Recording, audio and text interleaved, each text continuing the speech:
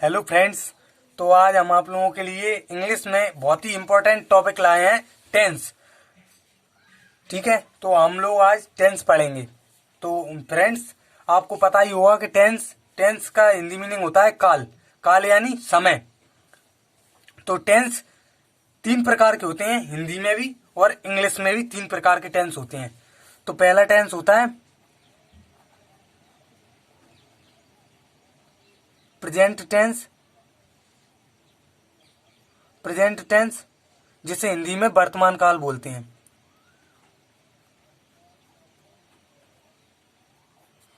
दूसरा होता है पास्ट टेंस,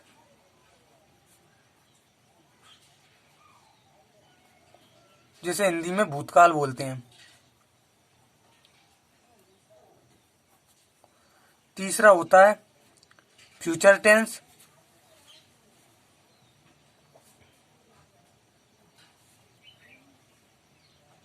जिसे हिंदी में भविष्यकाल बोलते हैं।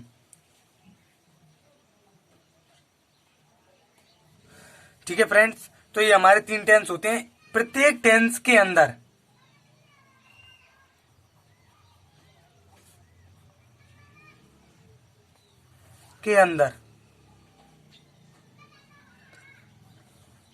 चार टेंस होते हैं। चार, प्रत्येक टेंस के चार भेद होते हैं। भेद होते हैं जिन्हें हम भेद को टेंस बोलते हैं। तो प्रत्येक टेंस के अंदर चार टेंस या भेद होते हैं, जो हैं इंडेफिनिट,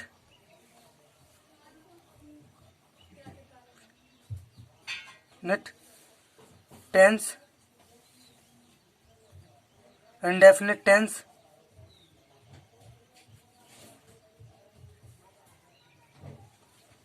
इंडेफिनिट टेंस। ठीक है, और इंडेफिनिट टेंस जिसकी पहचान होती है इंडेफिनिट टेंस की ता है, ती है, ते हैं। और यहाँ पर हम आपको एक बात और बता दें कि प्रेजेंट टेंस जो होता है इसकी पहचान होती है वाक्य के अंत में। वाक्य के अंत में हा, ही, हा, है, ही इत्यादि आते हैं। और पास्ट टेंस में हम आपको बता दें कि हिंदी में जो वाक्य के अंत में था, थी, थे, था, थी, थे इत्यादि आते हैं। ठीक है, और जो फ्यूचर टेंस है इसमें हम आपको बता दें कि इसमें वाक्य के अंत में गा, हिंदी वाक्य के अंत में गा, गी, गे इत्यादि शब्द आते हैं। ठीक है, और इधर हम आपको बता दें इंडेफिनिट टेंस है, इसकी पहचान ये है कि हिंदी वाक्यों के अंत में ता, ती, ते आते हैं इंडेफिनिट में। और कंटिन्यूअस में कंटिन्यूअस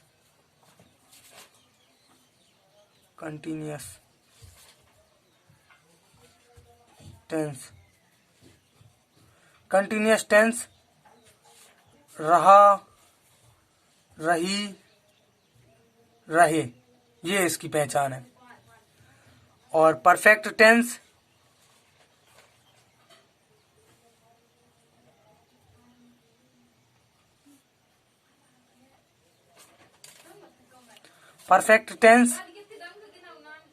चुका, चुकी,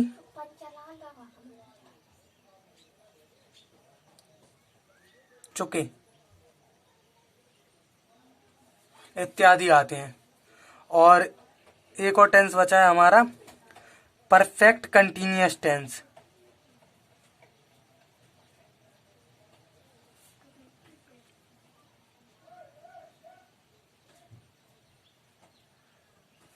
परफेक्ट कंटिन्यूअस टेंस,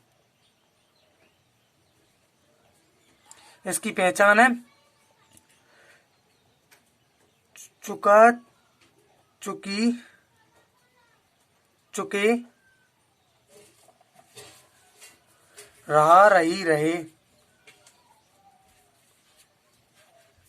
रही,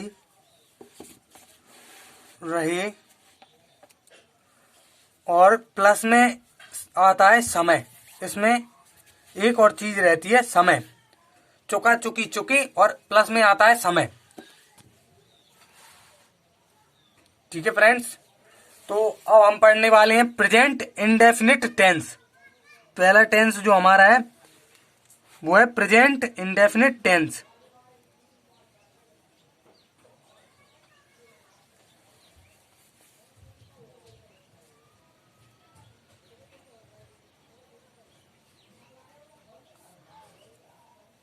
प्रेजेंट इंडेफिनिट टेंस जिसे हम बोलते हैं अनिश्चित वर्तमान काल हिंदी में।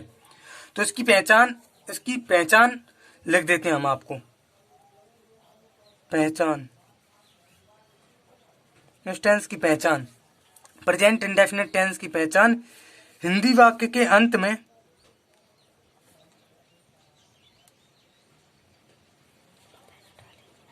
हिंदी वाक्य के अंत में ता है, ती है, ते हैं आदि वाक्य आते हैं, आदि शब्द आते हैं।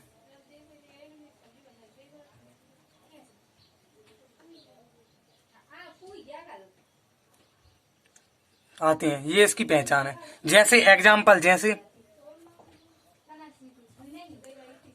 जैसे राम खाना, राम खाना खाता है, खाता है। ठीक है फ्रेंड्स, ये हो गया हमारा इंडेफिनिट टेंस का उदाहरण, राम खाना खाता है। इसका इंग्लिश हम लोग आगे बनाएंगे। ठीक है, राम खाना खाता है। ठीक है, और प्रेजेंट इंडेफिनिट टेंस की हेल्पिंग वर्ब, सहायक क्रिया, हेल्पिंग वर्ब को अंग्रेजी में बोलते हैं सहायक क्रिया। सहायक क्रिया को अंग्रेजी में बोलते हैं हेल्पिंग वर्ब, सहायक क्रिया। ये हम शॉर्ट में लिख देते हैं सहायक क्रिया, इसको हम अंग्रेजी में बोलते हैं हेल्पिंग वर्ब।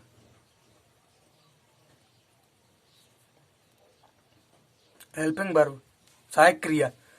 तो प्रेजेंट इंडेफिनिट टेंस की सहायक क्रिया होती है डू और डज। डू और डज।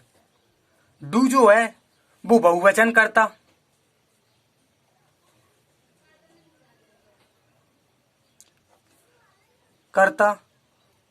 के साथ लगाते हैं डू। जैसे बहुवचन करता, जैसे आई वी, यू और दे, ये हमारे बहुवचन करता है। इनके साथ हम डू का प्रयोग करते हैं प्रेजेंट इंडेफिनिट टेंस में। और डज का प्रयोग एक वचन करता, प्लूरल, सिंगुलर, और ये डू है वो प्लूरल के साथ, और ये एक वचन करता यानी सिंगुलर के साथ एक वचन करता है, जैसे ही, सी, इट, कोई नाम,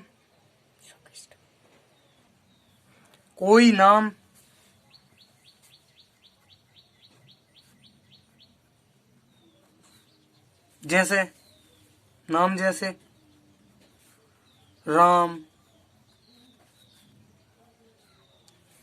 कोई एक नाम है, एक कोई नाम है, जैसे राम, श्याम। तो इनके साथ में हम क्या करते हैं, डू का प्रयोग करते हैं। और यदि दो नाम होते हैं, यदि दो नाम हो या एक से अधिक नाम, यदि एक से अधिक नाम हो, अधिक नाम हो, तो हम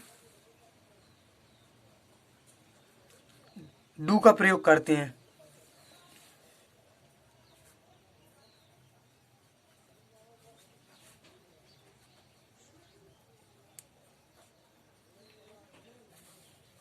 और मैं आपको बता दूं कि जो प्रेजेंट इंडेफिनिट टेंस के अंदर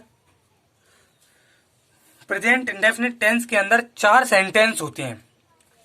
प्रेजेंट इंडेफिनिट टेंस के अंदर चार सेंटेंस होते हैं। ऐसे ही प्रत्येक टेंस के अंदर चार सेंटेंस होते हैं। तो वो सेंटेंस मैं आपको बता दूं। पहले प्रेजेंट इंडेफिनिट टेंस के अंदर जो सेंटेंस होते हैं वो बता दूं मैं आपको कि प्रेजेंट टेंस इंडेफिनिट टेंस में पहला सेंटेंस जो होता है वो सिंपल टेंस होता है। सिंपल सेंटेंस होता है जिसे हम लोग साधारण वाक्य बोलते हैं। सिंपल होता है जिसे हम साधारण बोलते हैं, साधारण वाक्य।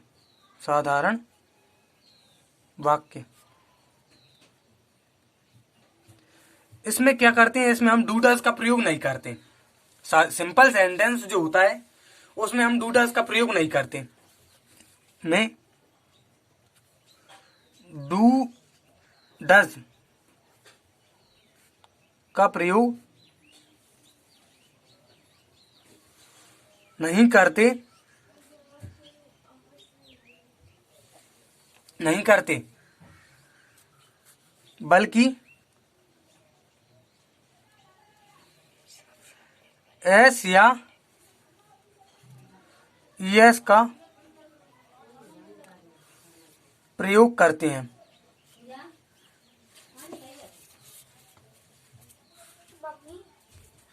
एस या ईएस का प्रयोग करते हैं। ठीक है, एस या ईएस का प्रयोग हम कब करते हैं? देखिए फ्रेंड्स, एस का प्रयोग जब वाक्य में जब हमें जो मुख्य क्रिया होती है, मुख्य क्रिया, एस या ईएस का प्रयोग करते हैं वो भी मुख्य क्रिया के साथ। मुख्य क्रिया में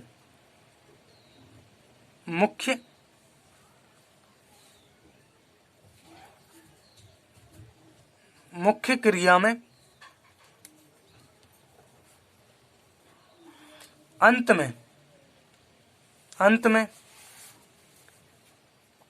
मुख्य क्रिया में अंत में ओ हो और तो हम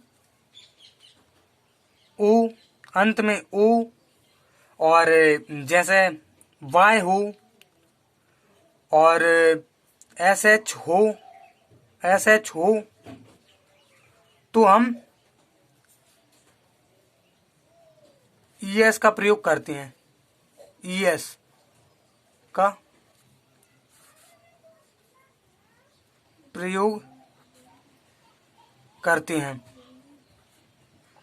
ईएस का प्रयोग करते हैं। ठीक है, और एस का प्रयोग हम ईएस का प्रयोग करते हैं। अब एस का प्रयोग जहां मुख्य क्रिया के अंत में एस का प्रयोग हम वहां करते हैं जहां मुख्य क्रिया में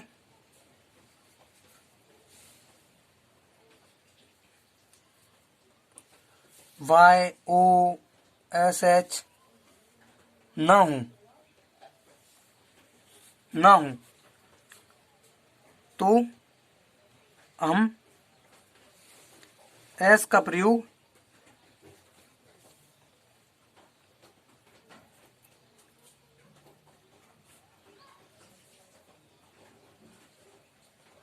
करते हैं। ठीक है, तो मैं आपको टेंस बनाने का, प्रेजेंट इंडेफिनिट का सिंपल सेंटेंस बनाने का फॉर्मूला दे रहा हूं मैं आपको। ठीक है फ्रेंड्स, तो ये है प्रेजेंट इंडेफिनिट का सिंपल का फॉर्मूला। मैं यहाँ पर लिख दूंगा आपको, सिंपल सेंटेंस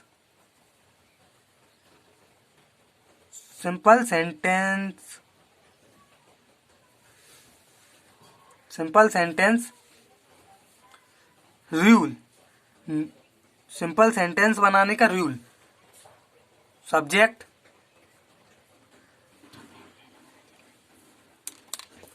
यहाँ पर ये पेन गड़बड़ करी, सब्जेक्ट प्लस अब यहाँ पर हम लोग हेल्पिंग वर्ब का प्रयोग नहीं करते एस का सिंपल सेंटेंस में, तो हम क्या करते हैं। और हाँ, मैं आपको एक बात और बता दूं, महत्वपूर्ण बात, कि जो एस या ईएस है ना, ये हम तब लगाते हैं जब वाक्य एक वचन करता हो।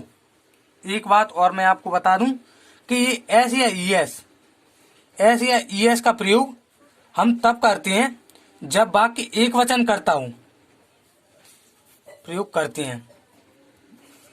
नहीं करते, एस या ईएस का प्रयोग करते हैं जब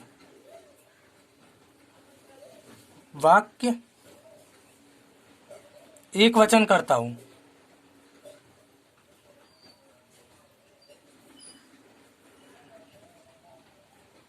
और अन्यथा एक वचन करता नहीं है तो हम लोग मुख्य क्रिया में एस का प्रयोग नहीं करते, मुख्य क्रिया को वैसा ही रहने देते हैं फर्स्ट फॉर्म में।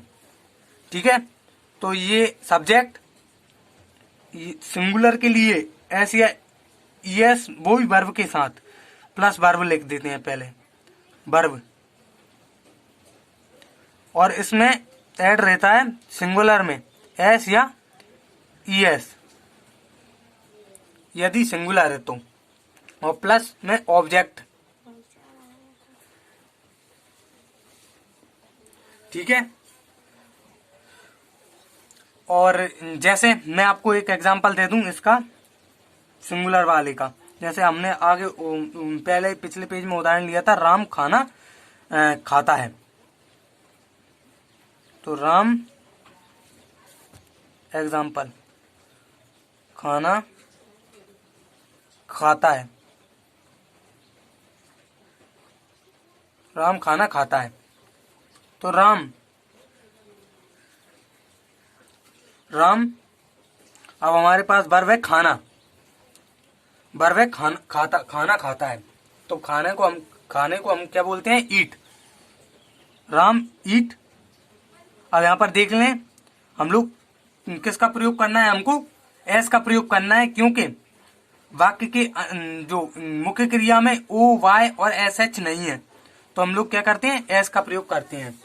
तो ईट्स, राम ईट्स फूड, खाने को हम बोलते हैं फूड, खाना मतलब भोजन, फूड। तो ये हो गया राम ईट्स फूड। यहाँ पर देखिए सिंगुलर है, तब हमने एस या एस का प्रयोग किया है। और यहीं पर यदि राम और श्याम होता, जैसे मैं आपको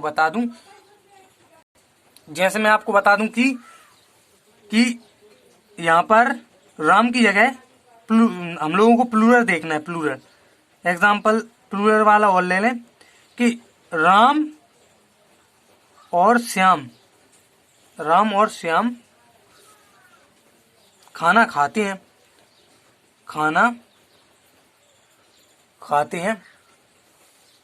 राम और श्याम खाना खाते हैं।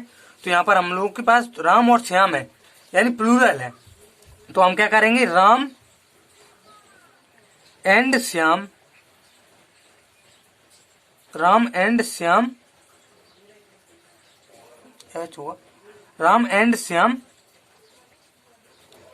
Eat food.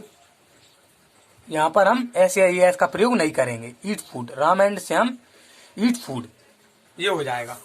इसका रूल मैं आपको एक बार रूल और लिख दूं कि इसका रूल हो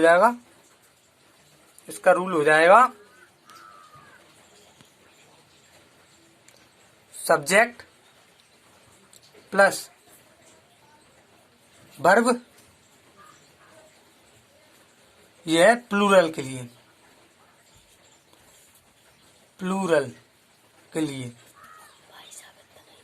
वर्ब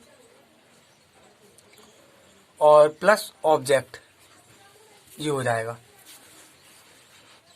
ठीक है, और अब मैं आपको बताऊंगा, ये हमारा सिंपल सेंटेंस हो गया। अब इसमें ही दूसरा सेंटेंस है नेगेटिव सेंटेंस। दूसरा सेंटेंस जो हमारा है नेगेटिव, जिसे हम नकारात्मक बोलते हैं, नेगेटिव सेंटेंस, नकारात्मक यानी नहीं वाला।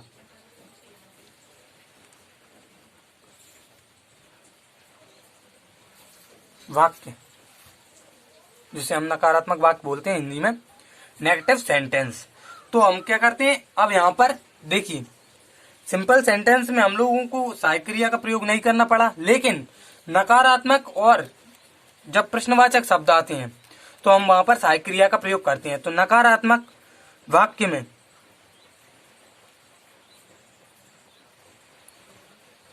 सहायक क्रिया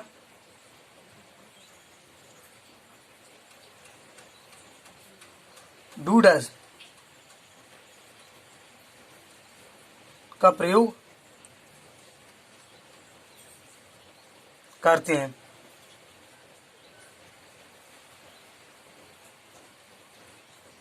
और एस या एस का प्रयोग हमें इसमें नहीं करते। तो मैं आपको इसका रूल बता दूं, नकारात्मक वाक्य का रूल इसमें होता है सबसे पहले सब्जेक्ट यानी कर्ता प्लस हेल्पिंग वर्ब सहायक क्रिया डू या डज,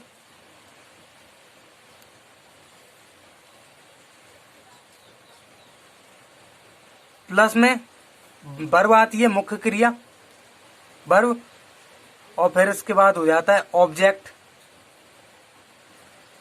ठीक है, जैसे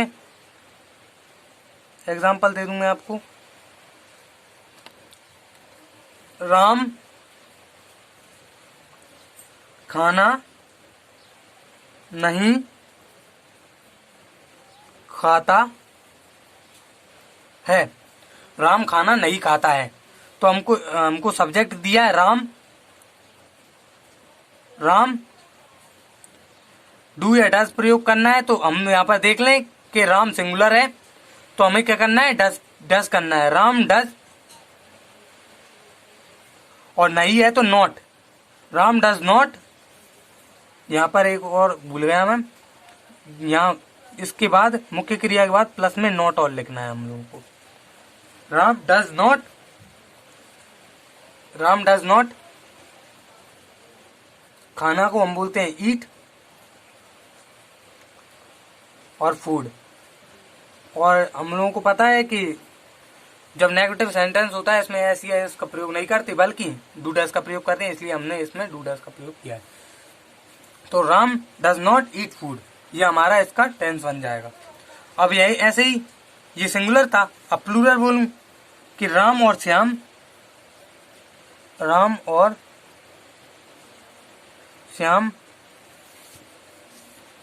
खाना नहीं खाते हैं। राम और श्याम खाना नहीं खाते।